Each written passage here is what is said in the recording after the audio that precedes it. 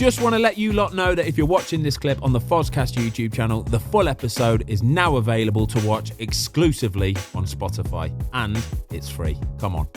How do Fulham manage to sign you for £2 million when you've been at Wigan and they signed you for £2 million as well? Release clause.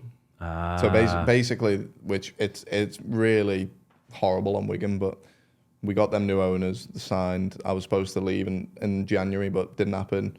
COVID happened, then we go into administration. We get relegated by, I think, 1 or 2 points. We needed to win the last game.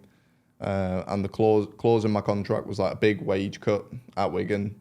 But if you do get relegated, you can leave for what we paid for you. So that was it. So when that moment came, we've done a bit of research, and there was a couple teams in for you as well. One of them, which we saw the story for, AC Milan, which is a bit of a bonkers story. But there were other teams involved as well. Everton came back in for you. Celtic were sniffing as well. Do you want to tell everybody about the AC Milan story, about why you didn't sign there? If they're not bored of it already, because I think there was a spell. I think every single time we were on TV, the interview was like, "Yeah, he failed a medical at Milan." But yeah, I just had an abnormality in my heart, basically. An irregular heartbeat. Kind of, yeah. So I was having these things called ectopic heartbeats, which are inefficient heartbeats, and I was having too many of them, like too often. So I think the cardiologist I had at the time, he said anywhere from like 3 to 5% or something like that was normal, and mine were like 15%. So something that might not show up on an ECG if you do your medical at a team in England, but then you go over to Italy, they're really stringent on heart stuff. Do you know the ones when they go over to Italy, they've always got that like string vest thing on, haven't they? And with all the little sensors on underneath like that. For some reason, they just do a more thorough, in-depth medical than what we do. I think they had a couple players in the league that die from like cardiac arrest or whatever. So they're very strict on heart. I've had a friend who played for the US with me, had a similar thing with a medical over there. He called me up. It was literally the exact same thing as me, which it was nice for me to be able to say, look, you'll be fine. It's just timing. Don't worry about it. But it is scary thinking that if I didn't have that medical, I would have just carried on my lifestyle how it was, and I was approaching heart failure essentially. So he put it down to one of the doctors essentially to too much caffeine. Yeah. So what, were you just nailing double espresso? How much caffeine is too much caffeine? Because I want to know this, because I drink a lot of caffeine. You drink a lot of caffeine. Too much for me. I also think it's a common thing with like black or mixed race people. I think that's fairly common, like having heart abnormalities. But for me, I didn't drink much coffee. When I was at Wigan, we had a car school where we'd all meet at Starbucks and then go in. So I reckon it wouldn't even be one coffee a day I was having. So that, and then I was having a caffeine shot for a game, one shot, which quite a lot of players do, obviously. And that was enough for me to have an irregular heartbeat. Yeah. Oh man! And it just corrected itself. Yeah. So I was supposed to have a surgery in March, which was just around when lockdown happened, and they rang up and they were like, "Oh, because of this COVID, you can't have the bed, so we'll let you know when you can have the op." And I was like, cheers. I'm just waiting. I'm just waiting for a heart operation. I don't know when it's going to be. So for that, like 3 months, even before that, to be fair, my miss at the time, she was like, don't have any like caffeine or coffee or anything. It can't be helping you. So whatever, yeah, it's fine. I don't really care. Don't like coffee that much anyway. Stopped having it, and then I went in to have the surgery in June, which is a bit mad. But I went for it's called an ablation, where they basically put a catheter through your groin. They map out your heart with this like wire, and then they try and burn off the piece of your heart that they think is causing the irregular heartbeats. I think that had like a 70% chance of being successful, and then if it doesn't work, you try it again. Each time there's less chance of it working. So I was like, I've got a decent chance of it working, but we'll see what happens.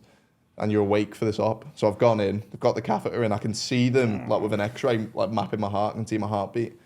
And at this point, I know what like the ectopic heartbeat looks like. Instead of like a dudun, it's like a dudun. Like it looks weird, and I could see it on the ECG in the screen, and I weren't having any. So they were like, "Oh, we're just waiting for you to start having some ectopics, and then we can map your heart. We know where to go." After about 5 minutes, there was none. So the guy was like, "Right, we're gonna have to like speed your heart rate up to try and provoke these bad heartbeats. So we're just going to inject you with some adrenaline." I was like, what? Yeah. So you can do that? Yeah, so I'm lying there. My resting heart rate's like, you're in cycling, so you must know. Yeah, like my resting heart rate's like I don't know, and I'm asleep 40, 50 or whatever. So I'm lying there. It's 40, 50 is a big difference there, all right, aren't there? We're serious gaming geeks You're on serious. this kind of I'm stuff, all not right? I'm trying to think. 'Cause I'm on an operation bed. So say I'm like at 60, just chilling. They're like, right, you're gonna feel a bit strange here. They inject that, and it goes straight from 60 to like 140. Wow. From nothing. So you just literally feel like, and it's the craziest feeling And then ever. it's proper pump. Yeah, That, my 140 is heartbeat proper was pumping. proper Do you pumping. feel like No, you don't feel good. It's Like, it's is it- horrific. is it It's like- horrible? feels like you're about to have a heart attack because you just go from resting to then you feel your heart pounding. imagine if you're at 140, 150 beats per minute, right? Usually you're on the bike or running. Mate, it's If a you're good just- pace, that, yeah. But if you're just sat there. Nah. Oh, we went Yeah, out on the that's bike horrible yesterday. to What was sit your there. average heart rate on the bike yesterday? 140. Yeah, mine was 145. I'm fitter than you, that's why. Yes, Ben. So yeah, like you said, imagine just lying there from resting and being chilled to then it going. But then even they did that for like 10 minutes, just put me up and down, up and down. And I still didn't have these heartbeats. So they were like, we can't do the op on you, mate. We can't see where we need to go. And There's nothing wrong with you, basically. But in my head, I'm just like, now the surgery's failed. What else can go wrong here? So I'm sat in the operation bed waiting for my cardiologist to come in, and I'm just like, I've wrapped it here. I'm not playing football ever again, am I? He comes in, he goes, no, it's good news. Like we're going to give you an ECG to take away for like 3 days. We'll monitor your heartbeat. After that 3 days, it was fine. And they were just like, what have you done differently? And I said, I haven't had caffeine for however long. And they said, yep, don't do that. Straight on the phone to Paolo Maldini. I was like, mate, I'm all right now. It's cool, I'm yeah. sound now, mate. And then they signed someone else. And I was, yeah. So you've signed for Fulham then. Why Fulham? Because like I said, you had a couple more interested as well. But what was it about Fulham? So yeah, I think at the time, I was leaving Wigan. Everyone knew I was leaving for cheap because of like the clause and whatever. So Everton were trying to like buy me back to then sell me straight away, basically, which I just weren't having that. Like, felt a bit wrong.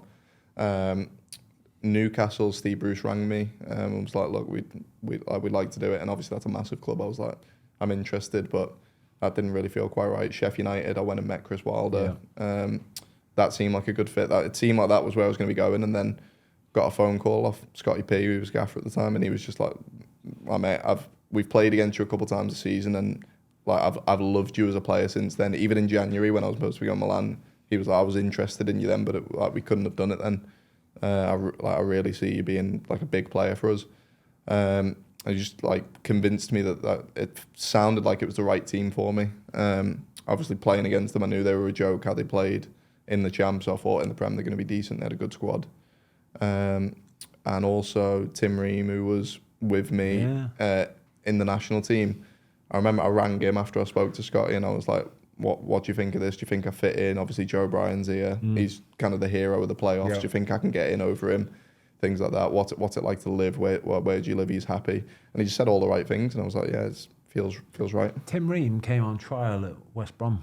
Yeah. Back in the day? Back in the day. Was that before we went to Bolton? Before, I think off the back of not getting a contract at West Brom, he went to Bolton and ended up straight in the first team playing at Bolton. Everyone was just like, he was a nice lad, wasn't he? Then why didn't you sign him? He was a nice lad as well. Because we had big Craig Dawson and other ugly defenders like that, and Jonas Olsen and all them boys. But yeah, it's mad though, isn't it? How it works out just on trial, and then all of a sudden, boom. Thanks everybody for watching. We hope you enjoyed this clip of the Fozcast. If you would like to watch the full episode, it is now available exclusively on Spotify for free.